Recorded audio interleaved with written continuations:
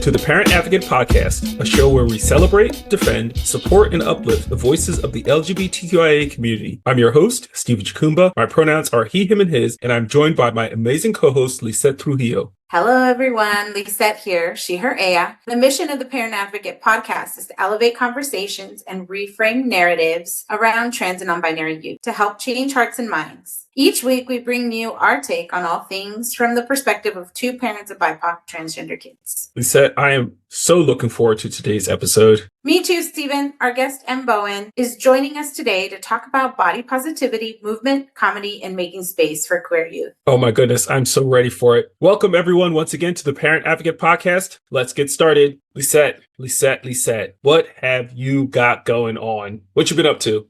Oh my gosh, Stephen, it's been such a week. We had a bullying incident earlier this week, which I told you about, and Daniel was upset and embarrassed about it. I think less about the transphobic comment because he's like, I'm used to that, but he was embarrassed that everyone saw it on the attention that he got from it. But later this week, he got a lot of messages of support on that Instagram page that I was telling you about. So he feels like people showed up and defended him and he felt like supported, which is good. What else? We're still in the middle of legislative session, still trying to figure out what's bad and moving and what's not to worry about because we have a Democratic governor. And then I'm helping plan an ACLU event for a statewide non-discrim. So that's been kind of fun to think about and to help with because it's not negative. It's not like bad legislation. It's like a vision forward, something hopeful, which is nice. And then this week I ran support group, which is always nice to connect with other families. And we had our book club today where we read this book called Freshwater. And then I ended off my Sunday going to a panel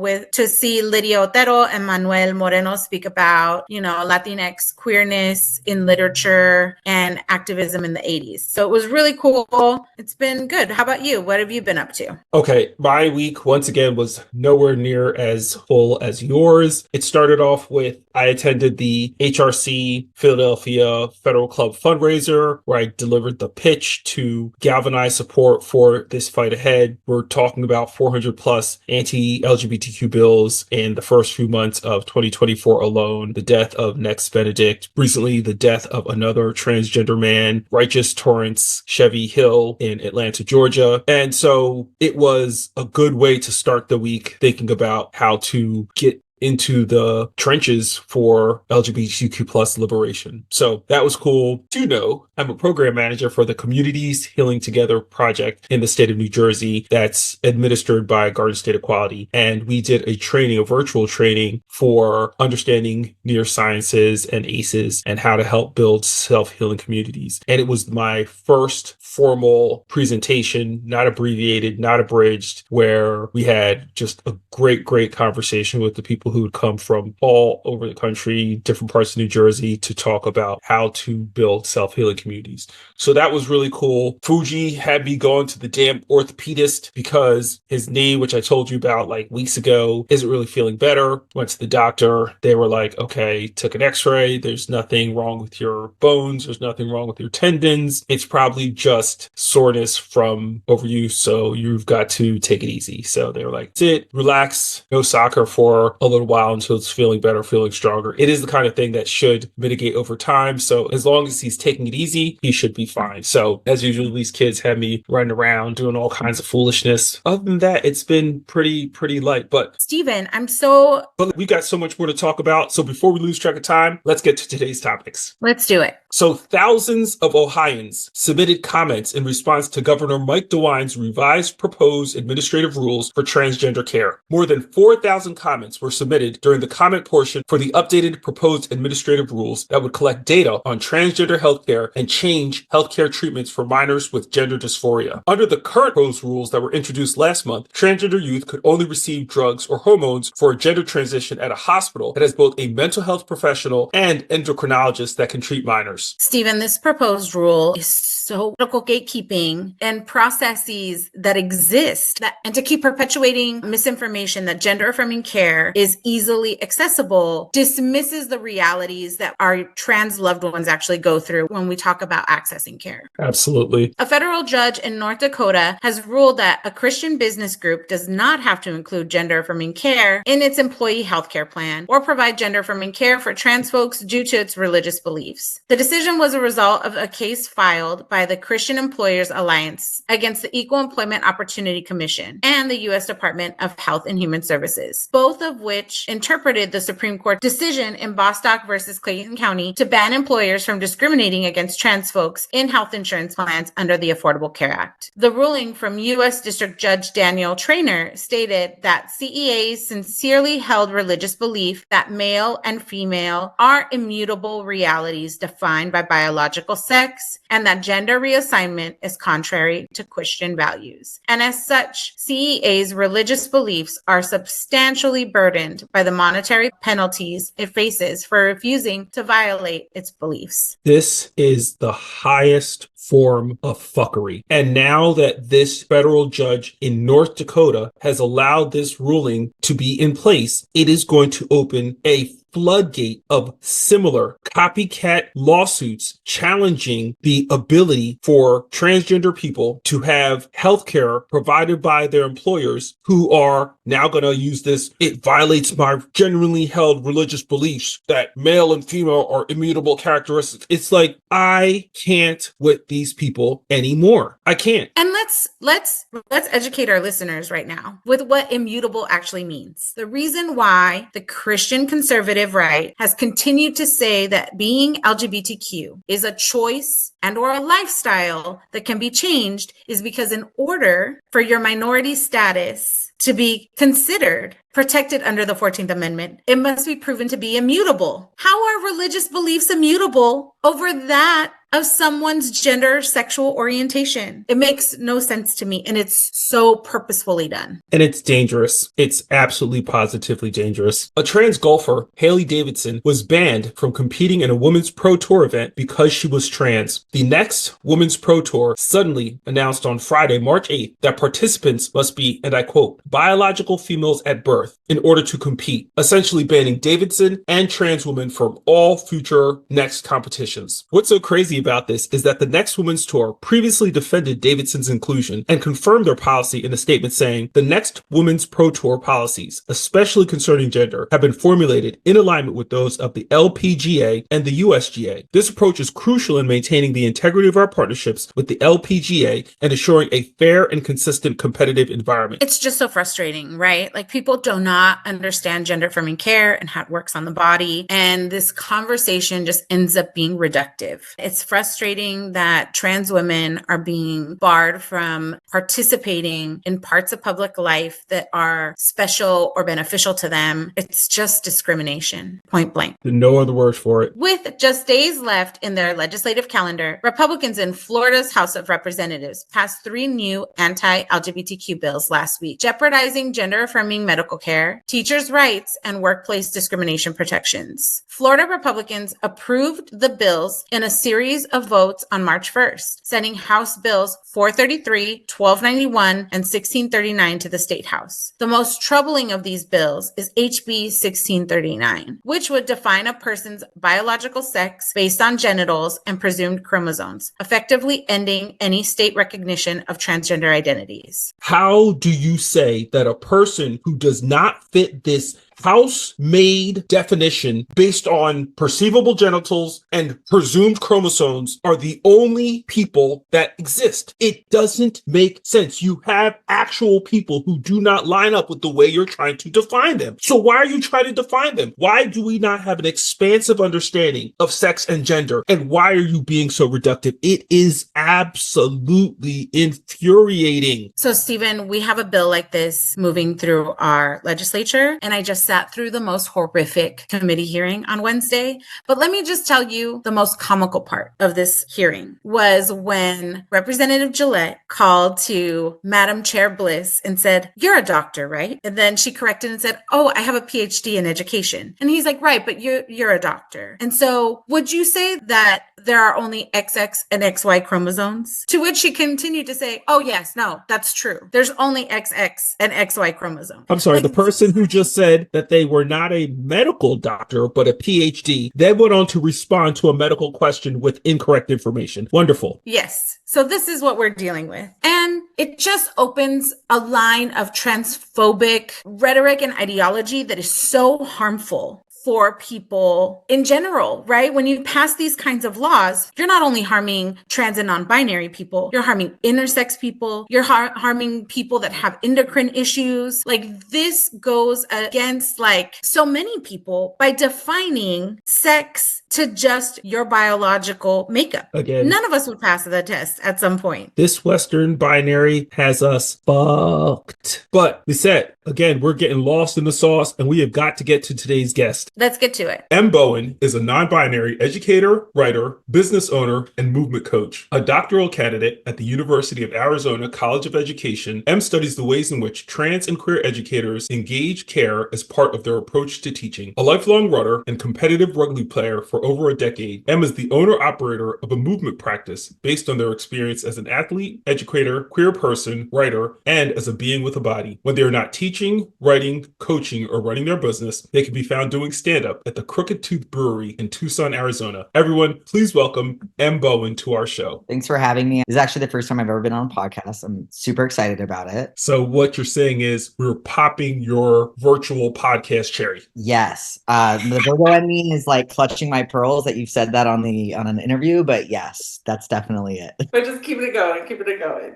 Yeah. So, Em, I was doing my research on you, and I have to admit that I was legitimately confused if I had found the right person. First, there's the doctoral candidate information, then there are the movement results, then there's information about your teaching, all of that tracked. But then I started finding results about comedy, and I was completely thrown. So how does one person wear all of those hats? And more specifically, how do you go from education to comedy? Make it make sense. I mean, I can make it make sense in one very concise statement, which is I teach middle school successfully, and they like me most of the time. I attribute that to having a sense of humor. I think all of it, I think education in general and being a teacher is like you are on a stage in front of an audience. You're also trying to get that audience to be aware of the personal space, get along, maybe learn a couple of things. Similarly, I think that when you're on a stage as a performer or comedian, at least the comedy that I enjoy most is the comedy that enables me to grow in my own view of the world. I tend to enjoy comedy that makes me think, challenges me, uplifts my friends and community. So I think there's definitely a relationship in performance and in kind of a worldview of coming to the world as a learner and as an educator. So I kind of bring that vibe of being a teacher, but also being someone who really deeply loves being a student wherever I go. And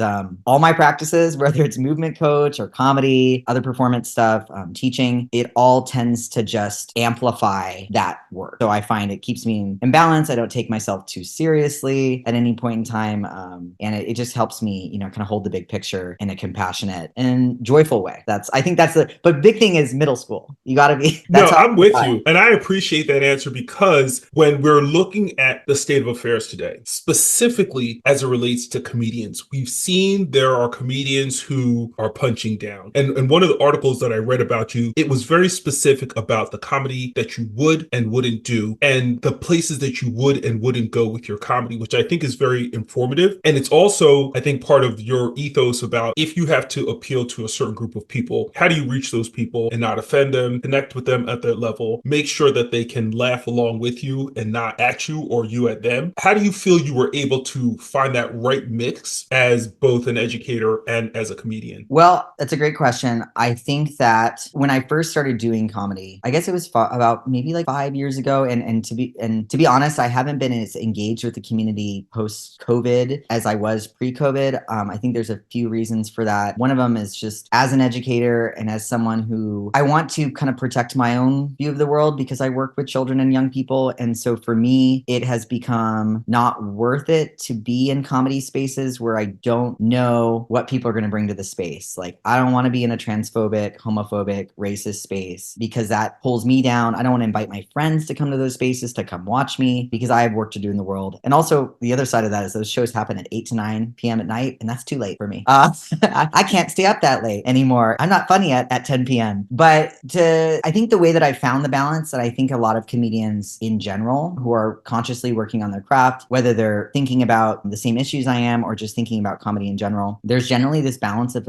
tension in comedy, and certain people can pull off certain types of jokes, material and content aside. There's certain people people that can go up there and be self-deprecating and be angry and like have this kind of like they're roasting people vibe, and they pull it off and it's funny. There is something about my personality and who I am that if I go up there and I'm talking about something that I'm still mad about, no one thinks it's funny. I don't know what it is about me. I don't know if it's just like that teacher space where like, you know, I'm like, and now I'm disappointed in you. Like, it's like people get that and they're just like, you know, it's like crickets, but it's like they're scared. Or yeah, they don't want to disappoint you. They're like, oh gosh. it come off like it's too real. I'm not that type of comedian. So what I have found is that I generally, I also come from a poetry background and just a literary arts background in general. And I usually use comedy as a way of like taking something that doesn't sit right with me or make sense to me. And I just like riff off it and riff off it and riff off it until I find that really central truth nugget. One example is that, and I'm actually in a new era of bathroom humor in a trans sense, like having to be a trans person using the restroom. But I just remember when I first started, I formed this one joke about using the men's restroom, and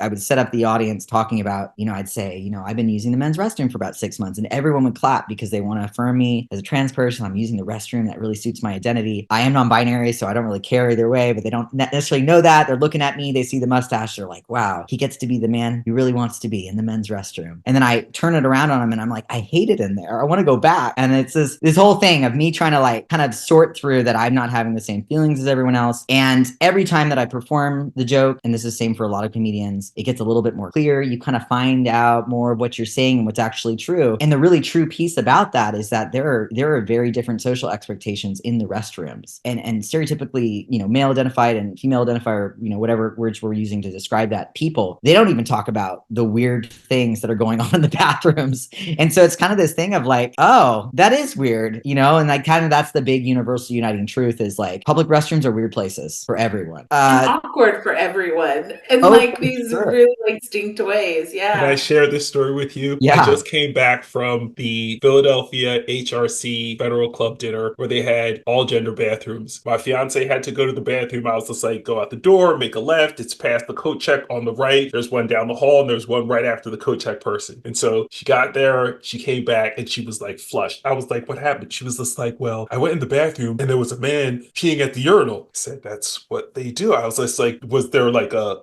divider? She was like, yeah. I was like, were you watching him? She was like, no. It was just the weirdest thing. I was like, well, honey, that's what happens when you have mixed gender bathrooms. It's just like, you know, people, you know, get in where they fit in. You're clearly not built for that.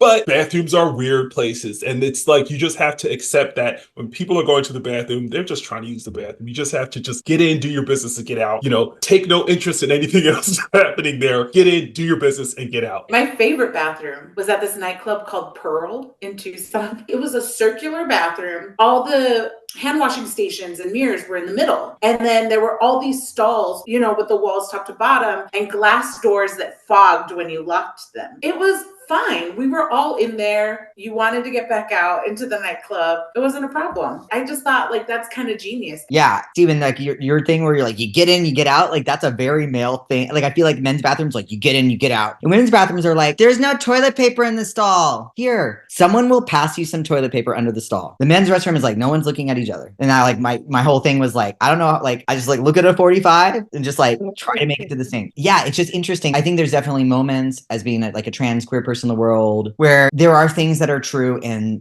difficult. It's helpful to realize that some of the experiences I'm having are also just gendered experiences in the world. I think I hold that just because I'm like, I'm living here in the world. And I think I'm just in general like happier and more giving and more open to folks who are not trans and queer, who are not living this experience. It's how I stay sweet towards life is to just acknowledge that gender is affecting all of us, hormones affecting all of us. Everyone's gonna have hormone changes. I've chosen self-elected to have a second round in my 30s, but I will have another one and you all will too. You know what I mean? So it's just that kind of stuff. It's just like working through like the universal truths or the places where there are not a universal truth. It's just true thing about my personality that I have to sort through. One of the things that I've always really admired you, and I think I see as a through line in just like how I see you as a person, Stephen, as an educator, you're very kind. And I don't mean nice, because nice is different. You are a kind, giving person. And I think that always shows up in the ways in which you care a lot about human connection. It always made sense to me that you are an educator and then you're helping a youth and people connect to their bodies and their well-being. And then you use comedy, because comedy is such a human connector, right? Like you just told us about how you use your own queer experience to connect with people who are not having that and create like empathy in that shared storytelling. Do you find that, given the climate space that we're in, do you find that like they're also being visible through your comedy underneath this like political lens where teachers are being attacked, where schools are being underfunded, where there's such a debate around trans existence in the classroom, that kind of made you hesitate around sharing that vulnerable comedy connection piece post-COVID? Yeah, let me think about that. I will say that one of the things that during COVID that slowed me down was that there was still comedy shows happening, but they were on Zoom. And I was like, no, thank you.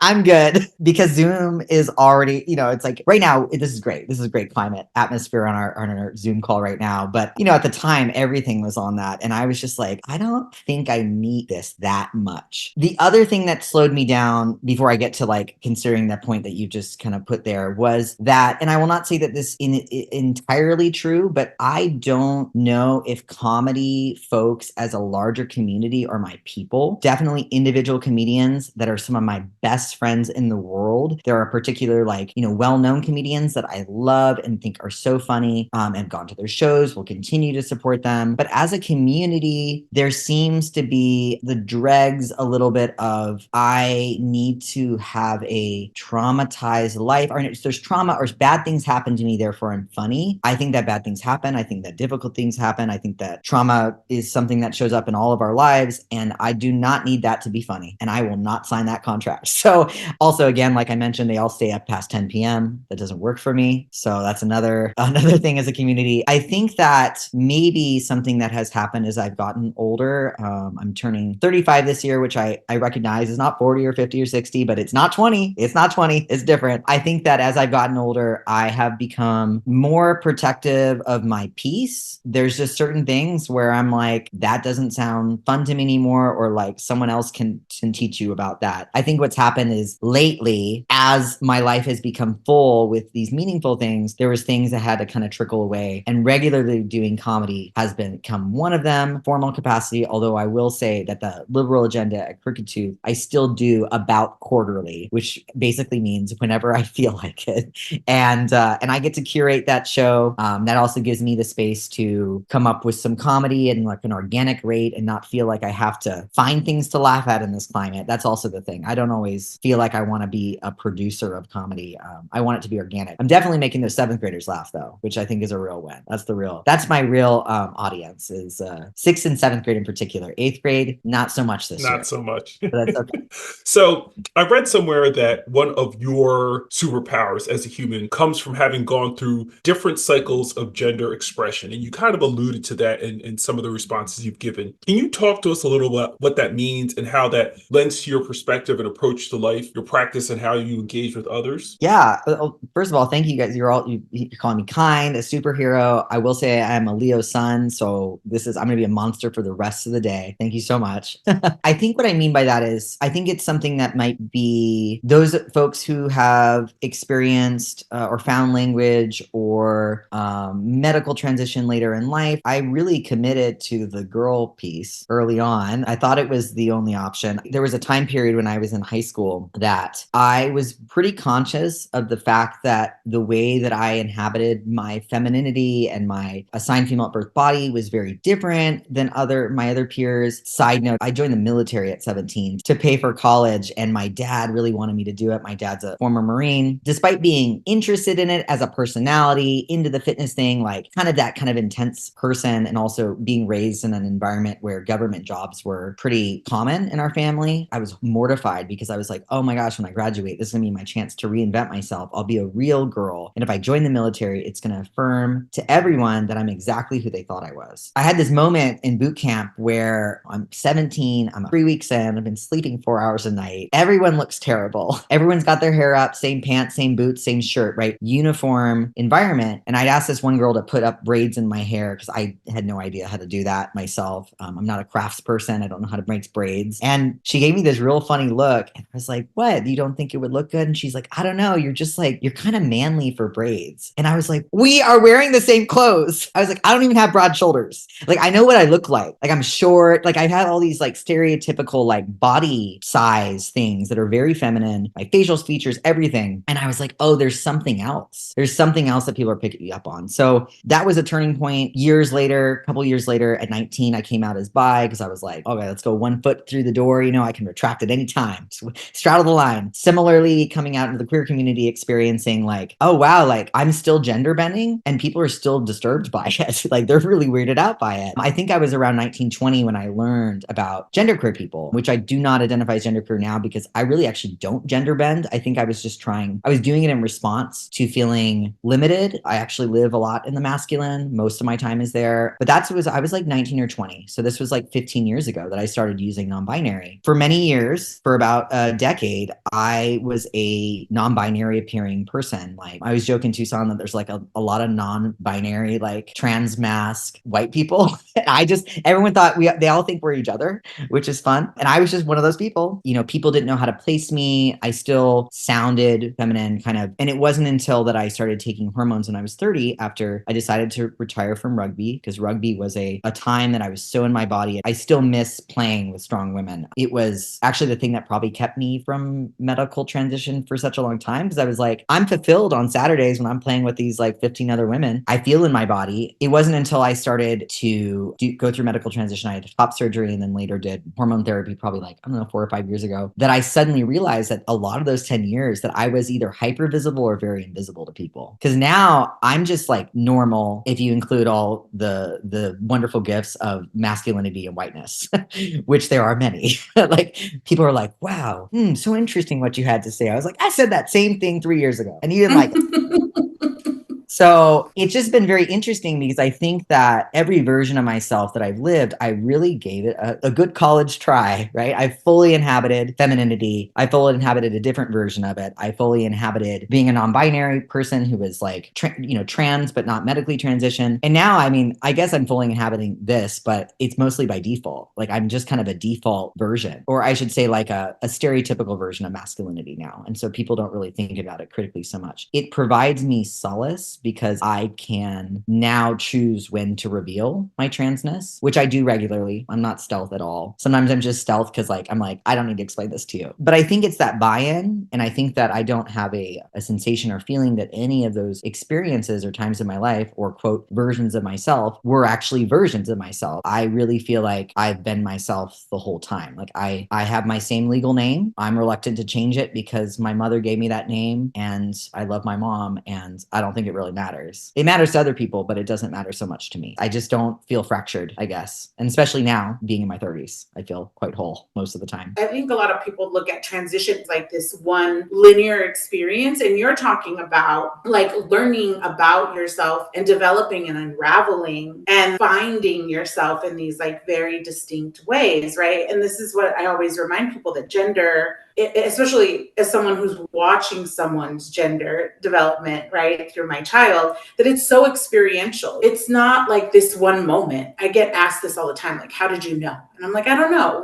It wasn't this one moment. And so I'm wondering, in the ways in which you were able to like learn about yourself and learn about your gender, like how do you bring that into teaching trans youth? Like, was that like in your learning and staying connected through fitness and staying connected and wanting to feel at peace with yourself? Did you feel like I can give this gift to these kids? I will say that even as movement and, fitness, etc., sport has always been part of my life. It's been pretty like non-linear as most things. There were times where, identity wise, I was out as non-binary and I kind of retracted back into femininity. Like I was always doing this kind of switching on and off. And I have had a lot of undiagnosed, but probably could look back and diagnose it. Usually these things are passed through the female line. You are mothers or grandmothers or sisters, disordered eating, exercise, behavior. There was a point in high school where I remember thinking, wow, if I can't change who I am, I can control my body, which is a scary thought. It's true. And it's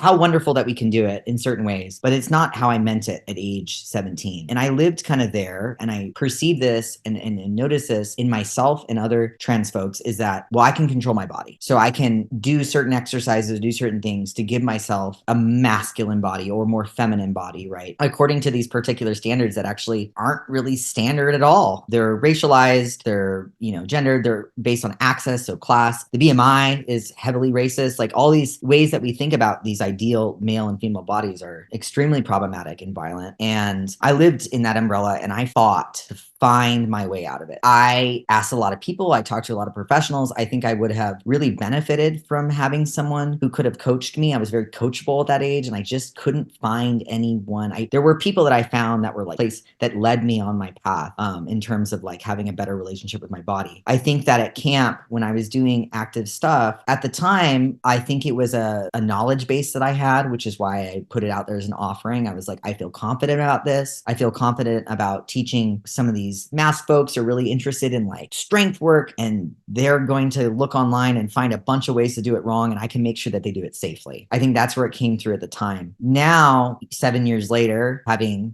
I've now developed a small business. I work with people one-on-one. Some of the people I work with one-on-one are the same youth that were at that camp. I work with all ages. I think I realize now that I understand, and you see this in a lot of like folks of color scholarship in academia, indigenous scholarship, Black scholarship, talking about different epistemologies and where we find knowledge. And we know now that the body is a super fruitful, amazing knowledge center. And I find that I've experienced finding a lot of answers that I was looking for through the experience of my own body. I also know that, and there's lots of studies on this as well, that team sports, dynamics, play, that kind of sort of thing, it helps people, their nervous systems deal with confrontation, which is going to happen for everyone, but it's especially going to happen with queer and trans folks, right? If I know how to play basketball and someone gets in my face and I can like, okay, they're in my face, but I'm going to make this choice. Like I'm going to pass the ball, I'm going to shoot the ball, right? That is a micro exercise of dealing with confrontation. So I know now that the team sports, the playing, the communication and coordination, all that takes place, and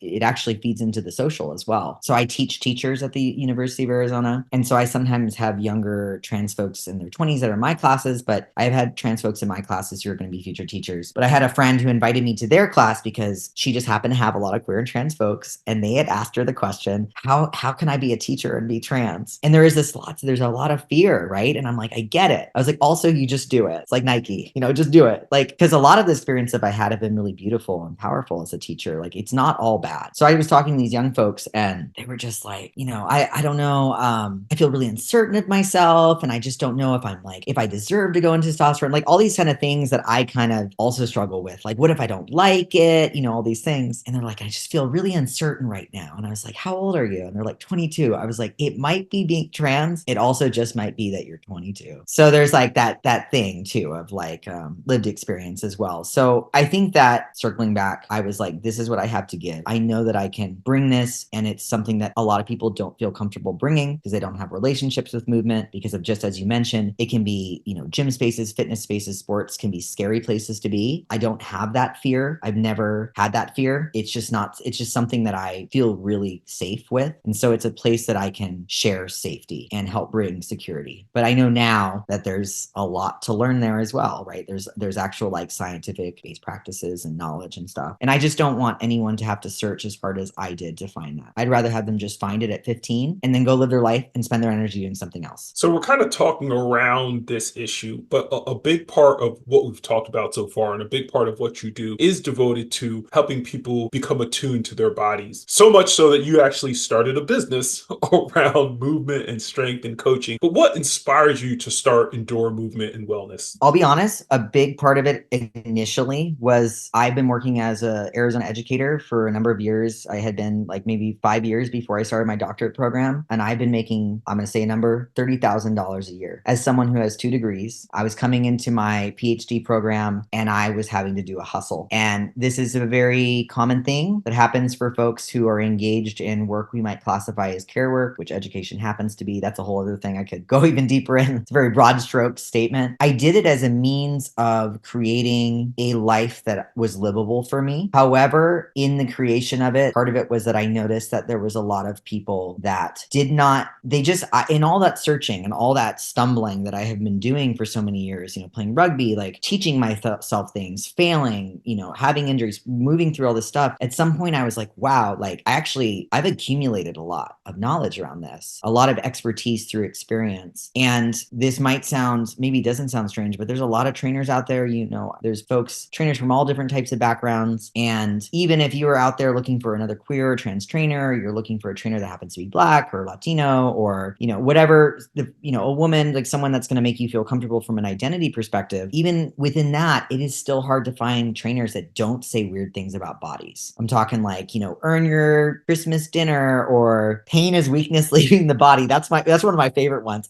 When I hear people say that, I laugh because I'm like, oh, I don't believe that. I have some clients where I'll just for fun, just spout out all the toxic things I can think of and we laugh. We have a good laugh. So it was survival based, me getting into this and trying to live a good life for myself. I do offer sliding scale. I do try to do free services or by donation services. Right now, I'm open for folks who want to become trainers to mentor trainers. That's something I'm trying to put out there because I'm like, I don't need you to come to me. I just want you to not be in pain, right? I want you to find the answer from somebody. I think it's me caring for myself and me caring for other people. I find that when I engage in things that are connected to care, things become buoyant for me. They grow. And when I engage in things solely for myself on some sort of egocentric thing, crash and burn. I get an immediate karmic turnaround. I just think it's like I wasn't seeing the trainer that I needed and the coach and the teacher about stuff I needed out there. So I became that. I do not want to be the only one who's doing this. And I'm not. There's a lot of folks who do this work, even here in Tucson, but there should be more and more and more of them because this is about gatekeeping to knowledge. I have access to information that everyone should have access to. And part of it is just because while other people were working on other things and doing all the good work that they do in the world, I was trying to wade through all the coding and the muck of the quote fitness industry, which you'll notice I don't use that word a lot because I don't want it. And I just want to jump in because I think that because we are parents of transgender children, we recognize the ways in which dysphoria really impacts who they are, how they see themselves, and how the world sees them. And so the fact that you are approaching movement and body positivity and body awareness, like forget positivity, just being aware of why you feel the way you do, how the way you feel impacts everything else. Like it's freaking me out because I have a son, trans son, 17, who is downstairs in the basement just hitting the weights, just knocking out. He's got broad shoulders, he's got thick arms, he's got a thick torso, he's got thick thighs. He can lift more than me. But I've had these weights in my house since, I was 20 something. They've remained unused. And he just started going down there and working out. And I'm really curious to hear your perspective for parents whose children may not have found their way to achieving that kind of knowledge of their body, how to help them help their children. What advice do you have for parents who may not be able to find someone like you or a practice like yours to still be able to give the children the kind of support they need for finding that body positivity? For sure. That's a great question. One of the things I think about is that when we think about exercise, and this is my issue with exercise and fitness as words, which I understand, I use them sometimes, but a lot comes with them. When we think about exercise, there's a regimen, there's rigidity, potentially some intensity. We're thinking about a gym, we're thinking about those weights. That's my happy place. That's your son's happy place, maybe not other folks, right? And I also want to recognize too that when we ask people to do quote exercise, we're asking them to spend time in the body. And as you've already brought up, that doesn't always feel good to spend time in your body because you have to face the realities of your body. And this is true for everyone. It's true as we age, right? I'm experiencing it in my 35th year.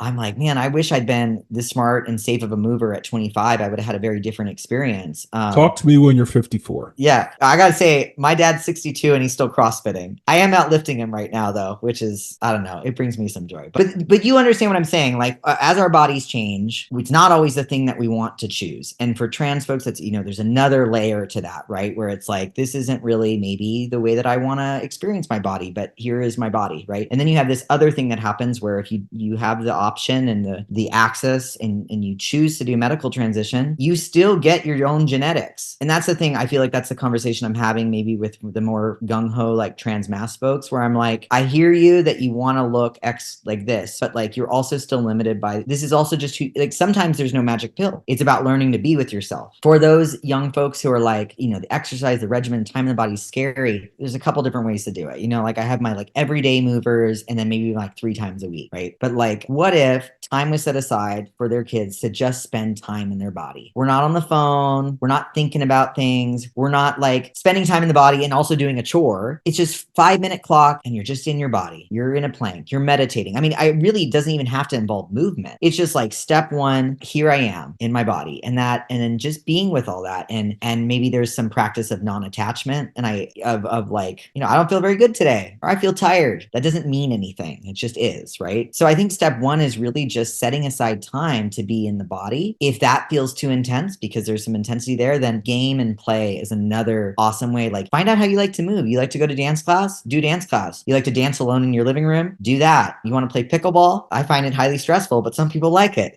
So just finding what your thing is. And that means trying things. And if you don't want to be observed, which is how my significant other is, they're like, I do not want anyone to look at me or think about me while I'm working out. Libra sun. They're like, don't even look at me. Then like maybe find something that you can be alone and just know that all of the options, they all count. They're all time in the body. I think that I'm here on this earth. And I think many of us, like, hopefully we're all here to try new things and have fun. And I think that's really important. And I think when you add stacking on the health things or there's like some outcome, then that's when it gets kind of increasingly difficult to navigate. So I'm just like, try things. And if you don't like it, don't do it. If you don't like it and you're curious, you're like, I hated that, but what if I didn't? I can tell people, they're like, oh, I hate burpees, and you drop down, hit your chest and jump up. They're like, I hate them. I was like, but are you interested in like, if you could do like 50 nonstop? And they're like, kind of. And I was like, okay, well, that's different. That's hating, but you're curious. So I think it's just kind of like trying stuff, and then as you try stuff and you fail, you get better at failing. I'm doing a jujitsu right now as an adult. And then my first classes were like, I asked them, I was like, how do you compete? They're like, oh, it's by age and by weight, by belt. Adult is 18 through 29. And I was like, what's after adult? They're like masters. I was like, I just started as a masters athlete. I'm a white belt masters and I am new. And it is like, I'm just so glad that I've tried so many things because I am like, this is hard to be new. But once I stuck with it, a little bit of will work, it's getting better. And I think that is, we want our young people and kids to be resilient. We want them to put themselves out there. We want them to fail. We want them to know that the world can be kind of scary and hard, but they can also be scary and hard back, like they can be tough too. I think that that's something that I personally want to cultivate in trans and queer youth is like, I'm okay. Like I've had that conversation with 6th graders where I'm like, I know your parents are,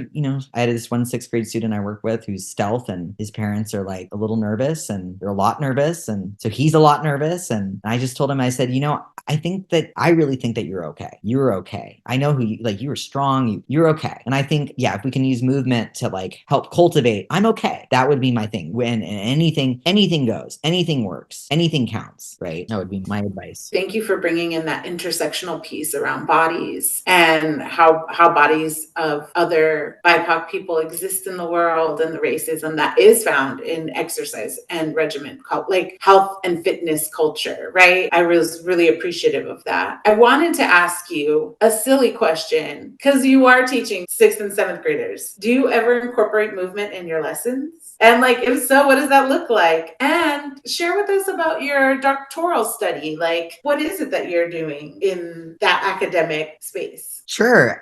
So I right now I'm teaching language arts, so we don't do too much movement. So I teach in a Waldorf school, which is great. I also have a lot of critique of Waldorf, which I think anything that you really love, you should be able to critique it constantly. That's true love. Like true love is honesty. I use a concept of kind of breath in my teaching where, kids come in at recess, that's a big out breath. So I'm going to have them sit at their desk and do something that's an in breath, right? There'll be moments where they're a little sleepy. They've kind of come out of another class and I'll do an activity where they're out of their chairs. I have had 8th graders before. I used to have my first 8th grade class I ever taught. I'd have them do star jumps where they like reach down and they jump out and they put arms, legs out. And every time they do it, they'd have to say, I'm a star. I'm a star. And I don't know if that was for exercise. It was mostly for me. I enjoyed it. I enjoy thinking about it still. I also sometimes will cover the physical education course at Waldorf. They sometimes want me to sub and do touch rugby. And I like working with the young people outside. But in my day-to-day teaching in ELA, I use it as a breath movement situation, right? Again, that can be, it depends on the day. Sometimes I'm like, we need to not leave our seats today because you leave your seats once. I will never get you back in them. And I want to be loving towards you. So I'm going to set myself up for success. But just being cognizant of the bodies. One thing teachers do, I'm sure they did it when y'all were in elementary school too, but like teachers being weird about the bathroom. Like, again, we're back, but the kids are like, I have to use the restroom. And they're like, again? Who cares? Pee whenever you, like, I don't get that. Or like, I'm hungry. Like, I let kids eat in class. I don't need bodily needs to be a stressful, shameful thing.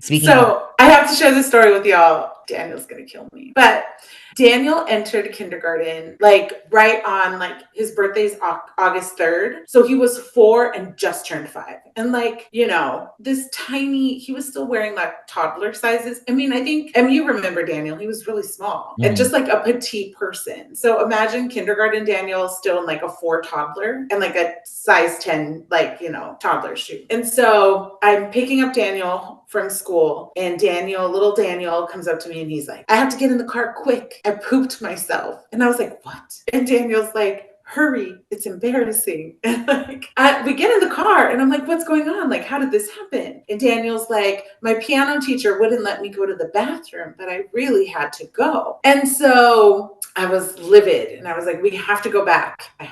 Daniel's like, I'm still sitting in my poop because he was too embarrassed. Like it was the last class of the day. Like he just didn't deal well and he wanted to go home and get cleaned up. And so that's what we did. And the next day I told them like, these are really small people that are like learning their bodies, and also authority is scary and he doesn't know to advocate for himself. Like, no, I really got to go to the bathroom in this moment. And so we devised like I told them that they shouldn't put restraints on when he can go to the bathroom, but if they had to, Daniel had the right to be like, say some kind of code word. I don't even remember what it was, so that they knew it was like legitimate. No, I agree with you. This whole bathroom thing of like how many times you can go in one day is ridiculous. Yeah, it's super weird. And I'll just level with Daniel. I pooped my pants in 2nd grade. My mom walked home from school. I was afraid to use the bathroom to open up the door on me. And I get home, I walk home and I'm in like pain and I'm like knocking on the door. It was like the day my mom locked the door to the condo. And I was like, Mom.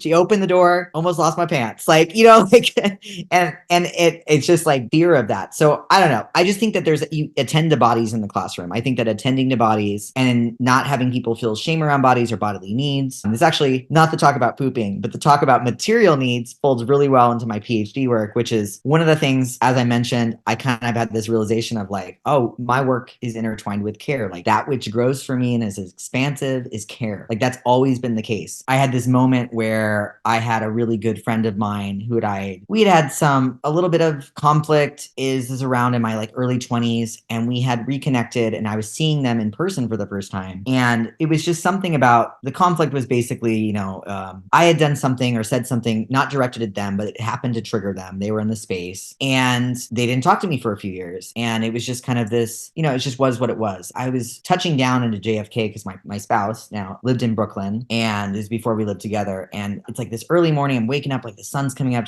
and I get this text from this friend who I was just with, and they were like, you know, there's many years ago, I wish I could have been there for you. Like I know now that you were having a hard time and I couldn't be there, but if I could go back, I would. If I was who I was now, I would be that person for you. And I was like, wow, I had this thought, you know, I just woken up and I was like, the plane's, you know, taxiing. And I thought, what if I get to the end of my life and all I have to show for my life is relationships like these? And then there's this other voice in my head. It was like, why isn't that good enough? And it was kind of this turning point where I realized that relationships and care, it was just, it was everything. It was everything that had saved me, that had helped me grow into the person I was. And so I doubled down. And this is at the very beginning of my program. One of the questions I have about care and education, and one of the things that I'm looking at is care has been studied it's studied, I don't know if extensively is the right word, but we often associate care with education. There's reasons for that. But a lot of the scholarship on care and education is not very thorough. Some of it is helpful for sure. I think definitely like there's folks who have studied, Angela Valenzuela is one scholar who studied different types of caring, aesthetic caring that's like connected to a certain set of like principles or doctrine, and then authentic caring, which is like, I know the rules are to say no food in the classroom, but my kids are hungry, so I'm going to bring snacks snacks for them in the morning because their bodies have needs. And that is an intervention, a material intervention that makes a material impact on their life. Like that care is materially felt. And there is folks to talk about like that, but there's just like not a lot of critical research on care. And I think it is because we see care as so synonymous with education that people aren't willing to really pick at it. But there is a lot of research that suggests that care is also a way that teachers try,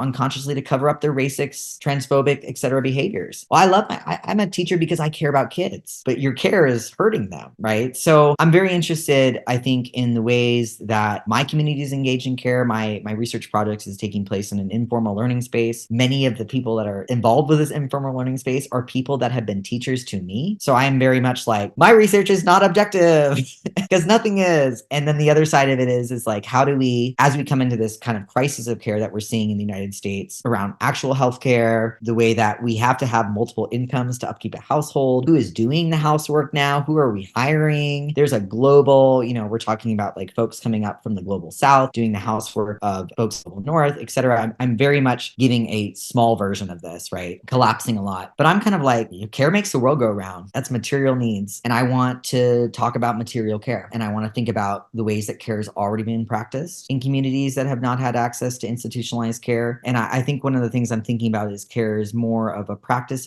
more as a literacy. It's about like, oh, I'm in this space now, so I gotta change and I gotta grow and I gotta shift and I gotta read the room and I'm wrong, so it's relational. So there isn't one clean definition of it. And there isn't one thing that's going to exist in this moment that can exist again in another moment 10 minutes later. It's very much like, can I come into the room and show up here and be interconnected with all the beings here and all the circumstances here and think about things critically? I think right now we love a word to help us define a moment. I mean, especially in the social justice community, we're like DEI, social justice, woke, right? And those are all great, but then they start to wear out over time. So I'm kind of like, let's get used to that flexibility around care as well. Not only that, they also tend to be co-opted. That's what's happened with woke, for example. It's been so co-opted by the right that it ceases to have meaning and certainly doesn't have the original intention when it was initially coined. But because we're talking about this, there has been an uptick in anti-LGBTQ plus, anti-trans across the country. States across the country are just going hog wild trying to attack this community. How do you keep yourself buoyed against this tide of hate? And what strategies do you share with your clients and your kids to help them build resilience in this moment? I think that a lot of us who are taking up the work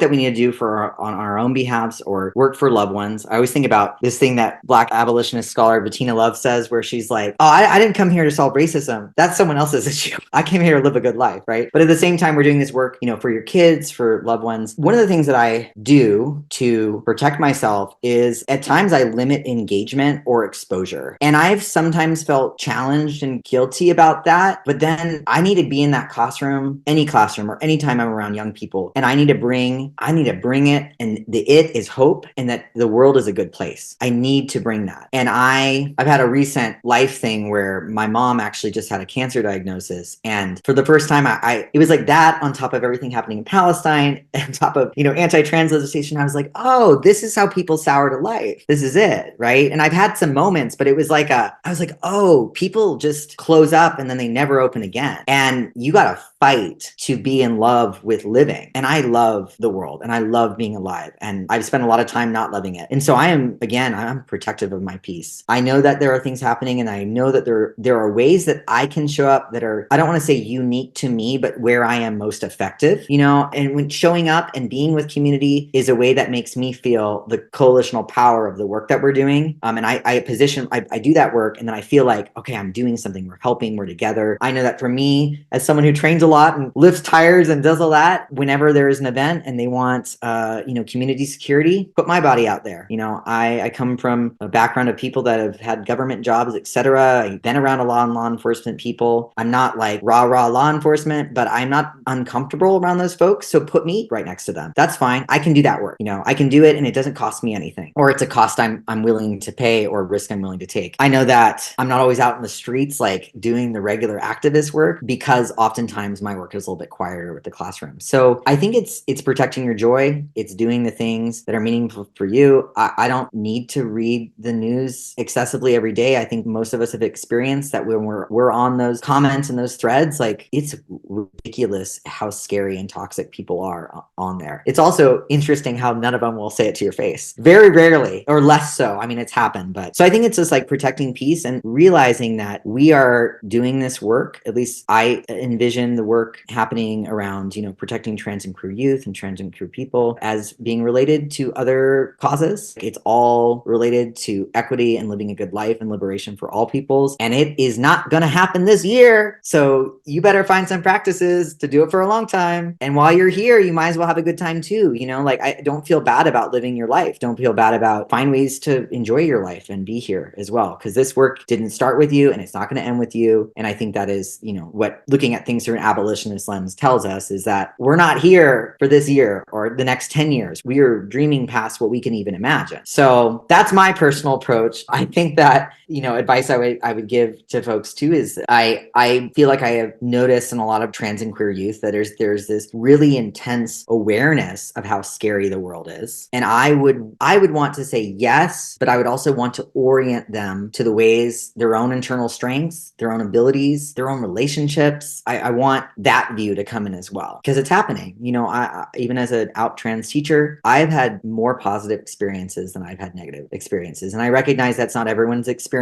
And yet the world can be a good place. And so where do we need to go and how do we spend our time and who do we spend our time with? Maybe we don't need to spend time with certain people, that don't remind us about this or, hold the world back a little bit so we can rest. The name Endura came from just this idea of like, I want us to all live a good life for as long as we want to be here. Again, I think it's limiting exposure to, it's just a lot of information, a lot of stuff going on. You made me kind of tear up a little bit because you said that like you want to feel hopeful. I think that the most important work is the radical care work. Don't discredit that because I see the work you've contributed in the last, I don't know, all the years that I've known you around care and connection and caring about youth as life sustaining, right? I think we forget that, like that those are the things that carry us forward. And so that is the radical work, right? I think Can I piggyback on you, Lisa? Yeah. Because, Em said something about the youth moving and movement being joyful. And it made me think about Trans Prom, which our kids planned and organized, where I saw just throngs of young children dancing and playing and running and the joy on their faces. Like that's the thing that impacted me the most from that entire experience was just the unbridled joy on these kids' faces. In the midst of all this crap that was happening, they were as happy as they've probably ever been in their lives because they were just able to be themselves without judgment, without reservation, without having to worry about anything. And it's so true what you're saying. It's like those moments when you are in your body but free of your body at the same time, those are really joyous moments. And I think too, there was something that you said early on in the interview about the nervousness that these parents were infusing in their child, because our children prepare themselves for the world based on how we tell them that it will impact them. And I see like what you're talking about, like this radical communal love, right? Where we're offering care and health and education and joy. And it reminded me of this quote that a friend sent me not too long ago, because I can get stuck in the policy space.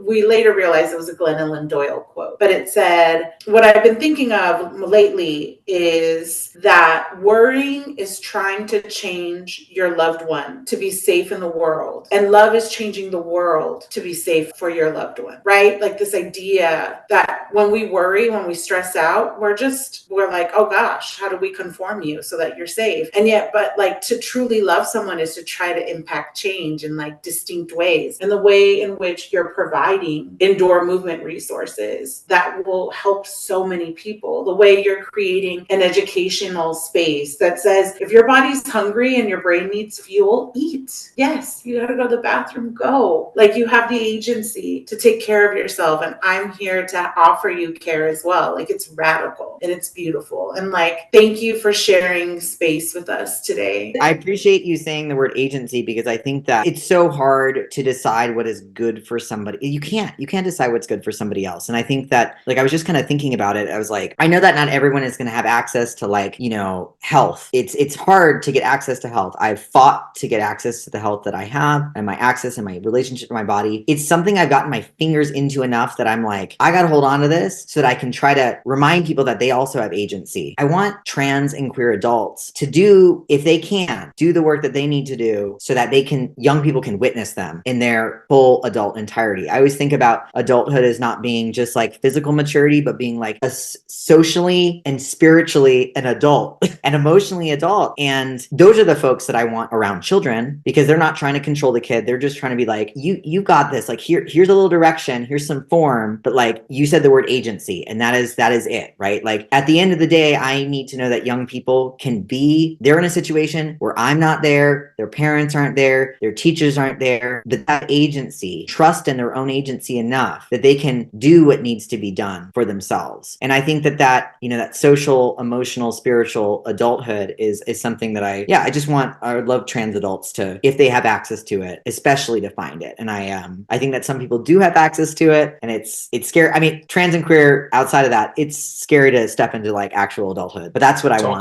Talk about it. Listen, Em, we could literally talk to you all day. You're absolutely charming. You're hysterical. You are a blessed soul, even though you're a Leo. Like, even though one would not Daniel's suspect. a Leo son. He's going to be offended. Okay, well, Daniel is also of this ethos, so maybe there is something okay with you Leos. But no, seriously, this has been an amazing conversation. I can't wait to put it out. I'm so happy that Lizette offered the invitation and you accepted, because this has been such a treat to have you on today. Thank you so much. Thank you so much for having me. Y'all made me feel real great about myself. I'm gonna have a great day ever. But it was just, it's always helpful to, you know, talk about things in community. I feel like I know myself better now. I feel energized for my next steps, and I just thank you for thinking about me and including me in your awesome work. Now it's time for our recurring segment, Allies and Assholes, where we highlight individuals or groups that are supporting the LGBTQIA community on the one hand and call out straight up assholes who are trying to move us all backwards on the other. Lizette, who are we talking about today? Our ally of the week is Emma Mulvaney Stanek. Stanek made history Tuesday night when she was elected mayor of Burlington, Vermont's largest city, becoming the city's first woman and openly out queer mayor. Stanek defeated city councilor Joan Shannon, a Democrat who was considered the race frontrunner, to replace Miro Weinberger, who had been the city's mayor for the past 12 years. Stanek, who was previously a state representative, said that when you have marginalized people at the table, decisions change because you remember humanity matters. I've said it before, and I'll say it again. Change is possible when members of the LGBTQ plus community enter the political arena and are elected to office. And this is why Emma Mulvaney Stanek is our ally of the week. Congratulations to Mayor-elect Stanek. Now on to our asshole of the week. Our asshole of the week is Pennsylvania Senator John Fetterman. Pennsylvania Democratic Senator John Fetterman is feeling the heat from the LGBTQ plus community after his office appeared to rescind support for a Philadelphia LGBTQ plus center after Libs of TikTok tweeted about it. When asked about why he was making an about face and defunding an organization he previously supported, Fetterman said that he did not support his office's move to strip millions of dollars in funding from Philadelphia's William Way Community Center and vowed to ensure that funding was included in the 2025 fiscal year spending. Fetterman's flip-flop comes on the heel of faltering support from younger Pennsylvanians who are abandoning the senator over his full-throated support for Israel's bombing of Gaza and right-wing immigration policies. I don't know, Stephen. When did Libs of TikTok become a real thing? Why are we making political decisions based on what this hateful person says? I'm pissed. And that's why John Fetterman is our asshole of the week. Well, that's our show for today, folks. I want to thank today's guest, Em Bowen, for joining us today. And of course, I'd like to thank my co-host, Lizette, for always bringing the heat. Thanks, Stephen. You know I couldn't do this without you. And of course, we couldn't do this without all of you, our listeners. So thanks for tuning in to the Parent Advocate Podcast. And folks, please be sure to subscribe to our podcast and YouTube channel, follow us on Instagram and TikTok, and do whatever you've got to do to stay up to date with everything going on here at the Parent Advocate Podcast. Bye.